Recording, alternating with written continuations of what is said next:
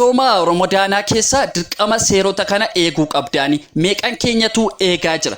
Seeronni kunoo warreen kamidha? Seerri nu barbaachisu sooma Ramadaanaa keessa warreen kamidha? Akkamittiin immoo sooma kana keessa seerota kana eeguu dandeenya kan jedhu, seeronni kunoo warreen kamidha kan jedhu qabadhee isiniif dhufeetan jira. Kanaafiyyuu hundi keessan obsaan sagalee kana dhaggeeffadhaa. Warreen dhaggeeffattan immoo akkasuma hiriyoota keessanii fi Rabbiif jecha sheer taasisa. Kanaafiyyuu akkuma isin sagalee kana dhaggeeffattanii irraa fayyadamtanii, hiriyoonni keessanis dhaggeeffatanii irraa fayyadamaniiti sheer gochuun hiriyoota keessan bukkee geessisa. Hanga xumuraatti dhaggeeffadhaati sheerii taasisa.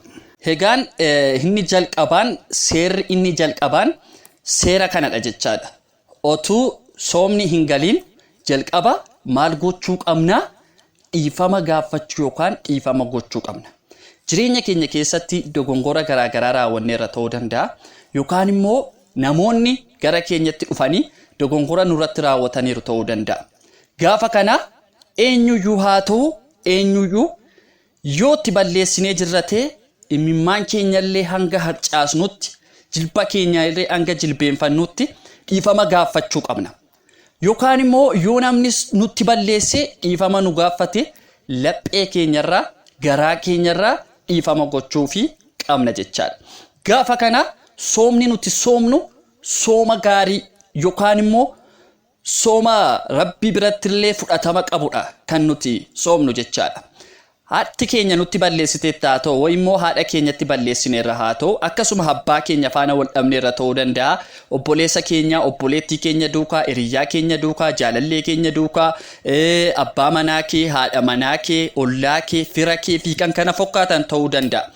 Gaafa kana jireenya kee keessatti sooma soomuudhaaf yookaan fuula Rabbii duratti wanta fudhatama guddaa qabu inni jalqabaani dhiifama gaafachuu yookaan dhiifama gochuudha jechaadha. Jireenya keenya keessatti qabxiin inni kun murteessaadha. Maaliif Rabbiin yoo nuti nama tokkoof dhiifama goone yookaan yoo nama sana dhiifama gaafanne, gaafa nuti sooma soomnee Rabbiin dhiifama gaafannuu fi gaafa Rabbi dhiifama nuuf godhu tokko ta'a jechaadha. Nuti lafarratti dhiifama goone dhiifama gaafachuu qabna. Duniyaa irratti jechaadha. Rabbiin immoo jireenya keenya keessatti dhiifama nuuf godha jechaadha. Maaliif gaafa nuti sooma soomnee du'aayii godhachaa solaata keenya solaannee gaafa nuti sooma soomnu garaa qulqulluutiin gaafa nuti Rabbiin dhiifama gaafannu Rabbiin dhiifama nuuf taasisaa jechaadha. Kanaafiyyuu utuu soomni hin jalqabin garaa qulqulluutiin kan Rabbi jaallatu, kan Rabbi argu eenyuuniyyuu haa ta'u yoo nutti balleessee jirates, yoo inni dhiifama nu gaafate dhiifama gochuu fi yoo itti balleessinee jirratee immoo gara inni jirutti deemne dhiifama gaafachuu qabna jechaadha. Qabxiin kun qabxii murteessaadha. Qabxiin inni lammaffaan ija keenya waan amaarraa eeguu qabna. Tarii TV ilaalaa jirra ta'uu danda'a, tarii immoo bilbila keenya fayyadamaa jirra ta'uu danda'a, tarii daandiirra deemaa jirra ta'uu danda'a. Iji keenya wanta ni argu filuufii qabna jechaadha. Ija keenyaaf wanta sooma keenya nu jalaa balleessuu danda'udha yoo ta'e ilaaluu hin qabnu, irra deebinee ilaaluu filachuu hin qabnu jechaadha. Yoo bilbila irra ta'e dafneera dabarsuu qabna, yoo TV irra ta'e dafneera dabarsuu qabna, yoo bakka deemaa jirru ta'e immoo bakka sanaatti daddafnee deemnee sokkuu qabna jechaadha. Kanaafiyyuu ija keenyaan soomuu qabna jechaadha. Utuu soomni hin galiinillee wanta kana irra deddeebinee shaakaluu qabna. Erga soomni galee boodallee ija keenya waan hamaarraa eeguu qabna jechaadha. Qabxiin inni sadaffaa gurra keenya jechaadha. Gurra keenyaan wanta dhaggeeffannu filachuu qabna.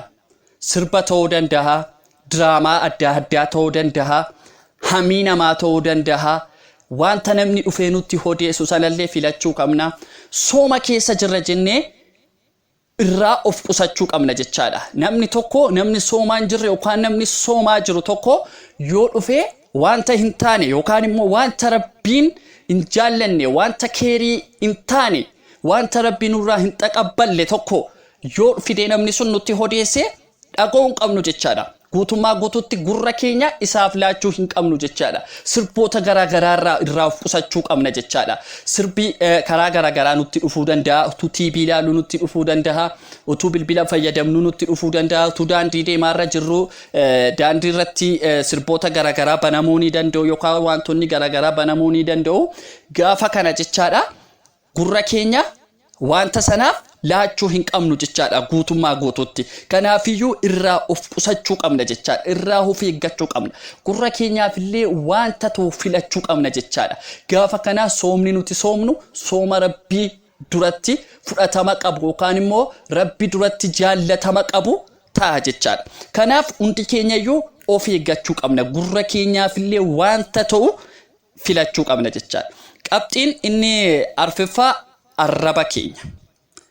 Arrabni waan hamaadha.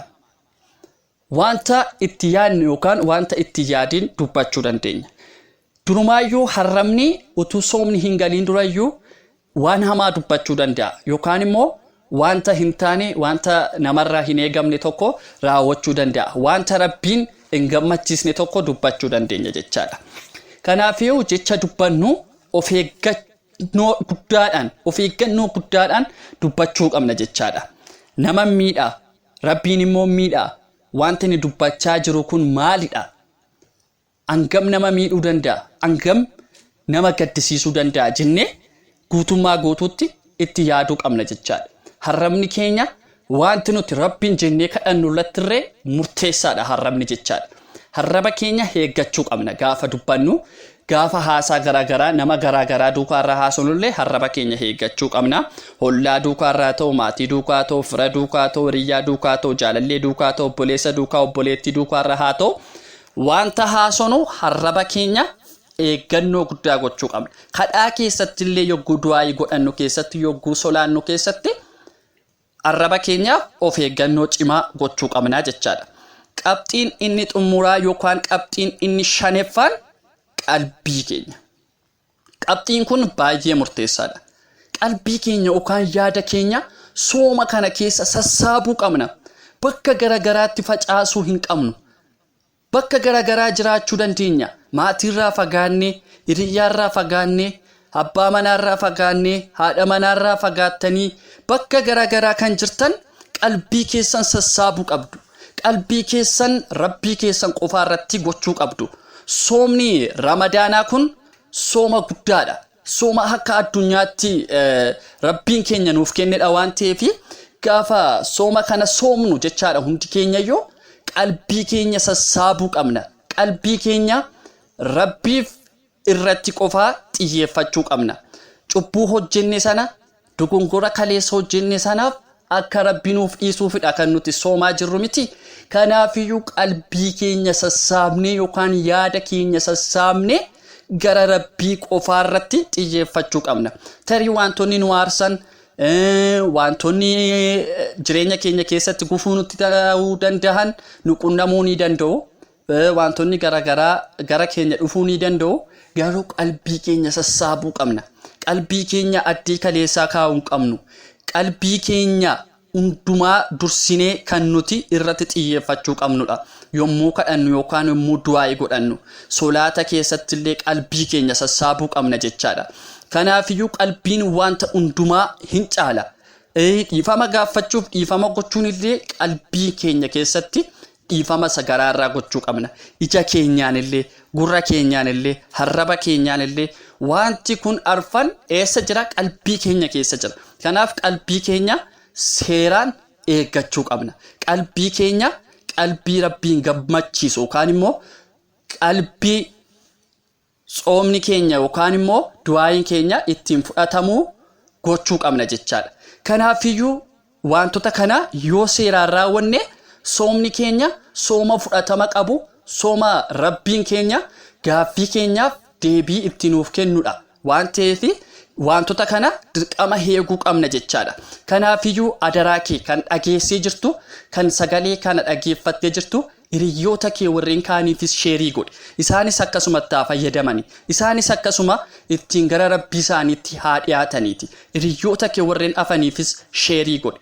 Wanta Rabbi jaallatu keerii akkasii sheerii gochuun yoo hiriyoota keenya geessisne rabbi sooma keenya keessatti illee waan fudhatama qabu akka inni nuuf godhu shakkiin qabu. Kanaafiyyuu sooma gaarii isiniif haa ta'u, hiriyaa keef sheer gochuu hin dagatin.